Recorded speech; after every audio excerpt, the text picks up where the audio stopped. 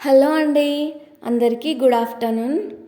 ఈరోజైతే నేను మల్టీగ్రెయిన్ ఆటా ప్రిపేర్ చేస్తున్నాను ఇంట్లోనే. ఏంటేంటి అనుకుంటున్నారా? ఇవైతే జొన్నలు ఒక 3 kgs వరకు తీసుకున్నాను. ఇవి వచ్చేసి అరికెలు, అలాగే కొర్రలు. ఇవి రెండు కలిపేసి ఆరబెట్టేసుకుంటున్నాను నేను, అంటే ఎండలో ఎండబెడుతున్నాను. మనం ఏ పని చేసినా మనకు ఒక తోడు అన్నట్టు మా పాప నాతో పాటు అన్ని పనులు షేర్ చేసుకుంటూ ఉంటుంది. షేర్ చేసుకోవడం అంటే నాకేం హెల్ప్ చేయడం కాదండి, ఎక్స్ట్రా ఇంకొక పని 2 పనులు నాకు యాడ్ చేస్తూ ఉంటుంది అన్నట్టు. ఇంట్లో పనులన్నీ అయిపోయేసరికి మధ్యాహ్నం అయిపోయింది. పాపని స్కూల్కి పంపించేసినాం కదా, మిగతా పనులన్నీ చేసుకొని పిండి అయిపోయిందని చెప్పేసి పిండి ఆడించడానికి ఇవన్నీ ఎండబెట్టాను. వరండాలో ఎండబెట్టాను ఏంటని అనుకోకండి. పైన ఎండబెడితే ఏమవుతుందంటే మా సైడ్ కోతులు బాగుంటాయని అన్నా కదా, ఆ కోతులకి ఆహారం అయిపోతుంది ఆ జొన్నలు కాస్త.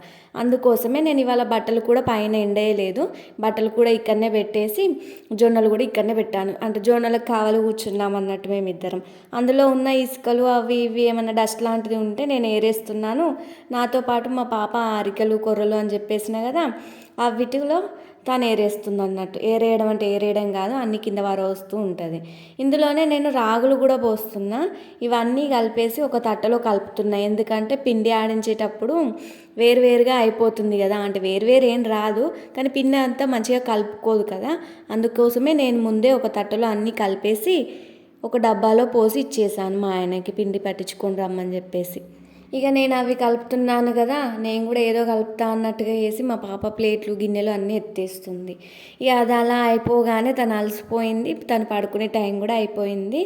తనని పడుకోబెట్టేసి నేనైతే బట్టలు ఐరన్ చేసే డ్యూటీకి అయితే ఎక్కేసిన. ఏముంది, హౌస్ వైఫే కదా, ఇంట్లోనే ఉంటారు, తినడం కూర్చోవడం ఇంటి పని చేసుకోవడం అంతే కదా అని అంటారు. కానీ రెస్ట్ లేని లైఫే ఇక్కడ హౌస్ వైఫ్ది లైఫ్ అన్నట్టు. చూడండి, అవి అయిపోగానే బట్టలు ఐరన్ చేస్తూ ఉన్నా, ఎందుకంటే మళ్ళీ పాప లేసింది అనుకోండి, తను వచ్చి మళ్ళీ దీంట్లో కూడా హెల్ప్ చేస్తా అని అంటుంది. అందుకోసమే ఇట్లాంటి పనులన్నీ తనని పడుకోబెట్టిన తర్వాతనే చేసుకుంటా. ఈ బట్టలు వచ్చేసి నేను ఐరన్కి 2-3 డేస్కి కాకుండా ఒకేసారి ఒక 1 వీక్ ఒకసారి చేస్తూ ఉంటాను అన్నట్టు. 1-2 చేయాలంటే చేయాలనిపించదు, అందుకే 1 వీక్ ఒకసారి ఇలా ఐరన్ చేస్తాను. 6 షర్ట్స్ అలాగే 4 ప్యాంట్స్ ఐరన్ చేసిన. అంతలోపు తను లేసేసింది, అందుకే దాన్ని ఆపేసి అన్నీ సర్దేస్తున్నా. చూడండి ఎట్లా చూస్తుందో, లేవాలా అద్దా అన్నట్టుగా ఆలోచిస్తుంది బెడ్ పైనే పడుకొని. ఇవైతే ఐరన్ చేయడం అయిపోయింది. ఇలా ఐరన్ చేయడం అయిపోయిందో లేదో బయటకు వచ్చి చూసేసరికి ఫుల్ మబ్బులు వచ్చేసినాయి. ఆ బట్టలన్నీ తీసేసి అక్కడే నిలబడిపోయినాం పాప నేను, ఎందుకంటే ఎంత డార్క్గా అయిపోయిందంటే మొగులు, ఆ మబ్బులన్నీ వచ్చేసి మన భూమిపైన పడతాయేమో అన్నట్టుగా కనిపించింది. మొత్తం చీకటిగా అయిపోయింది. అట్లానే ఫుల్ గాలి కూడా వీస్తుంది. గాలి అంటే ఇట్లాంటి గాలి కాదు, విపరీతమైన గాలి. మేఘాలు అయితే రన్నింగ్ పోటీ పెట్టుకున్నాయా అన్నట్టుగా పరిగెడుతున్నాయి. చూడండి ఎంత డార్క్గా అయిపోయిందో. కరెంటు కూడా లేదు, అందుకే బయటనే నిలబడిపోయినాం పాపను నేను. ఇంట్లో అంతా చీకటిగా అయిపోయింది. మరి ఇలా మొగులంతా బ్లాక్ ఎక్కినప్పుడు ఆ మేఘాల్లో ఉన్న ఆవిరి నీరంతా బరువెక్కిపోయి అవి పెద్ద పెద్ద చినుకుల్లా కింద పడిపోతాయంట. వాతావరణం చల్లబడిపోయినప్పుడు ఆ ఆవిరి మేఘాల్లో ఉన్న నీరంతా కింద పడిపోతుంది వర్షం రూపంలో. అది మనం బుక్స్లలో నేర్చుకున్నాం కదా, అది మనకు తెలిసింది. ఈ పక్షులు అయితే ఆ గాలికి ఎగురుతూ ఉంటే అసలు అవి ఎటు వెళ్తున్నాయో కూడా వీటికి తెలియట్లే, ఎందుకంటే అంత విపరీతంగా గాలి వీస్తుంది. చూడండి, ఆ పక్షులు ఒక సైడ్ వెళ్దామనుకుంటే ఆ గాలికి అటు ఇటుగా వెళ్ళిపోతున్నాయి. వర్షం కూడా స్టార్ట్ అయిపోయింది. ఈరోజైతే ఫుల్ వర్షం పడింది.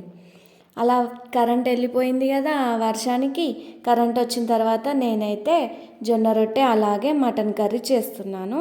ఒక సైడ్ అయితే మటన్ కర్రీ చేస్తున్నాను, ఇంకో సైడ్ అయితే మా హస్బెండ్ పిండి అయితే పట్టించేసుకొని వచ్చిండు, అంటే ఆడించుకొని వచ్చిండు అన్నట్టు. మేము పట్టించుకోవడం అన్నట్టు అలవాటు అయిపోయి అదే అంటున్నా, ఆడించుకొని వచ్చేసిండు. దాన్ని ఇప్పుడు నేను పిండి జల్లెడతో పడుతున్నా, ఎందుకంటే ఏదైనా పొట్టు లాంటిది ఏదైనా ఉంటుందేమోనని చెప్పేసి దాంతో పట్టేస్తున్నా. జొన్న రొట్టె చేయడానికి మాత్రం వేడి నీళ్ళే వాడాలండి, ఎందుకంటే పిండి జిగురుగా వస్తుంది, మంచిగా చపాతీ కూడా మంచిగా వస్తుంది అన్నట్టు. బాగా అంటే బాగా ప్రెస్ చేస్తూ కలపాలి. ఎంత బాగా ప్రెస్ చేస్తే అంత జిగురులా బంకలా వస్తుంది, మంచిగా గోధుమ పిండిలాగా మనం కోలతో తాల్చుకున్నట్టుగా వస్తుంది అన్నట్టు. చేతితో చేసినా కానీ పగుళ్ళు లేకుండా ఈజీగా వస్తుంది రొట్టె. మీకు జొన్న రొట్టెతో ఏ కర్రీ అంటే ఇష్టం? ఈ జొన్న రొట్టె అనగానే ఎక్కువ మంది తినడానికి ఇష్టపడరు, ఎందుకంటే డ్రైగా ఉంటుంది, అంత పిండి పిండిగా ఉంటుంది, ఆయిల్ యూస్ చెయ్యం. కానీ ఇదే మనకి హెల్త్ ఫుడ్. అప్పట్లో చాలామంది ఈ జొన్న రొట్టెలే తినేవాళ్ళు, జొన్న రొట్టె రాగి రొట్టె అని చెప్పేసి ఇవి తినేవాళ్ళు. మధ్యలో అవాయిడ్ చేశారు. మళ్ళీ ఈ హెల్త్ ఇష్యూస్ వల్ల మళ్ళీ ఈ రాగి రొట్టెలు జొన్న రొట్టెలు అనుకుంటే మళ్ళీ అన్నీ ఓల్డ్ కల్చర్ వచ్చేస్తుంది అన్నట్టు. జొన్న రొట్టె చూడండి బాగా ప్రెస్ చేస్తూ కలిపాను కదా, అందుకోసమే చూడండి ఎక్కడా కూడా పగులు రాకుండా ఎంత మంచిగా వచ్చిందంటే అంత బాగా. ఎట్లా అంటే మనం గోధుమ రొట్టె చేసుకున్నట్టుగా సన్నం వచ్చేసింది. ఈ జొన్న రొట్టె చేయడం కూడా ఒక ఆర్ట్ లాంటిదే అండి. చేస్తూ ఉంటే అదే వస్తుంది, నాకు రాదు అని వదిలేస్తే అది రాదు అంతే. నేనైతే ఆ అమ్మ దగ్గర నేర్చుకున్నాను, మా అమ్మ డైలీ చేస్తుంది అన్నట్టు జొన్న రొట్టెలు, అట్లా నాకు కూడా అలవాటే. ఈ జొన్న రొట్టె పెనం వేడిగా ఉన్నప్పుడే వేయాలి, ఎందుకంటే మనం కొంచెం గోరువెచ్చగా అయింది అని చెప్పేసి వేసేసినాం అనుకోండి ఆ చపాతీ అనేది పగిలిపోతుంది, పరెల్లాగా వస్తుంది అన్నట్టు. బాగా వేడిగా ఉన్నప్పుడే ఆ రొట్టె అనేది దానిపైన వేసుకొని, మనం ఇంతకుముందు పిండి కలుపుకున్న వేడి నీళ్ళు ఉన్నాయి కదా, వేడి నీళ్ళు అయినా సరే చన్నీళ్ళు అయినా సరే, నా దగ్గర ప్రస్తుతానికి అందులో మిగిలిపోయిన వాటర్ వేడి నీళ్ళు ఉన్నాయి కాబట్టి దానిపైన చల్లేసిన. ఇంకో రొట్టె చేయడానికి నేను పిండిని కలుపుతున్నాను. బాగా అంటే బాగా ప్రెస్ చేసుకుంటూ మంచిగా కలుపుకోవాలి, అప్పుడే రొట్టె ఈజీగా వస్తుంది, మనకు కూడా తొందరగా అయిపోతుంది. అదే కలపలేదనుకోండి పగుళ్ళలా వస్తుంది, చేయాలనిపించదు చపాతీ. నేనైతే పిల్లలకు కూడా అలవాటు చేస్తున్నాను. పెద్ద పాప మంచిగానే తింటుంది, ఇష్టంగా తింటుంది. తను కూడా 2-3 డేస్కి ఒకసారి తనకి కూడా పెడతా ఉంటా, ఎందుకంటే వాళ్ళకి ఇప్పటి నుండి పెడితేనే కదా తర్వాత కూడా చీ అనకుండా ఉంటారు. మంచి ఫుడ్ అలవాటు చేస్తూ ఉండాలి పిల్లలకి. ఈ చపాతీ ఏంటంటే కాల్చుకున్న తర్వాత కొంచెం గట్టిగా అనిపిస్తుంది మనకు, కానీ కాల్చిన తర్వాత ఏం చేయాలంటే మనం ఒకదానిపైన ఒకటి చపాతీలు పెడుతూ ఉంటాం కదా, అంటే రొట్టె మీద రొట్టె అలా పెట్టినామనుకోండి మెత్తగా అయిపోతాయి. ఒక ప్లేట్లో పెట్టేసి దానిపైన మూత పెట్టేస్తే సరిపోతుంది, అవి మెత్తగా ఉండిపోతాయి. అది చేస్తూ నేను ఇంకొక రొట్టె చేస్తున్నాను. చూడండి ఎక్కడ పగులు లేకుండా ఈజీగా వచ్చేస్తుంది రొట్టె. మంచిగా ప్రెస్ చేస్తూ కాల్చుకోవాలండి, ఎందుకంటే పిండి పిండి ఉంటుంది, చిన్నపిల్లలకు కూడా అరగదు సరిగ్గా. అందుకే మంచిగా కాల్చేసుకుంటే తర్వాత అది ఎలాగో మెత్తబడిపోతుంది, అది గట్టిగా అవుతుంది కదా ఎట్లుంటుందో ఏమో అని మనం డౌట్ పడాల్సిన అవసరం లేదు. ఈ రోజటి వ్లాగ్ అయితే ఇంతేనండి. మేమైతే జొన్న రొట్టె మటన్ కర్రీతో తినేస్తాం. Thank you for watching.